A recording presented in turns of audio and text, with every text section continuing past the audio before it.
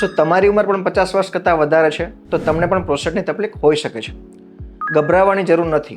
Prostate એ વધતી ઉંમરના ફેરફાર ગણાવી શકાય છે. દરેક પુરુષમાં પ્રોસ્ટેટ નામની ગ્રંથિ આવેલી હોય છે, જે વધતી ઉંમર સાથે મોટી થતી હોય છે. આપણી પેશાબની નળી પ્રોસ્ટેટની વચ્ચેથી નીકળતી હોય છે. આથી પ્રોસ્ટેટ મોટી થવાના કારણે પેશાબની નળી દબાય અને પ્રોસ્ટેટના લક્ષણો જોવા મળે છે.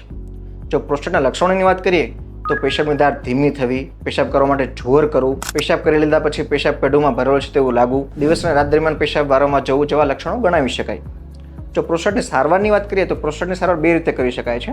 મેડિકલ ટ્રીટમેન્ટ એટલે કે દવાઓ દ્વારા અને સર્જિકલ ટ્રીટમેન્ટ એટલે કે ઓપરેશન દ્વારા. જો ઓપરેશનની વાત કરીએ, હાલની પરિસ્થિતિમાં થુલિયમ લેસર જે અતિ આધુનિક ગણાવી શકાય, જો તેના દ્વારા સર્જરી કરવામાં આવે તો બ્લડ લોસ બહુ જ ઓછો હોય છે, સર્જરી ફટાફટ થાય છે અને રિકવરી પણ ફાસ્ટ હોય છે. તેમજ પ્રોસ્ટેટ આખું કાઢી શકાય છે. આથી ભવિષ્યમાં વારંવાર થતી પ્રોસ્ટેટની તકલીફ પણ નીવડી શકે છે.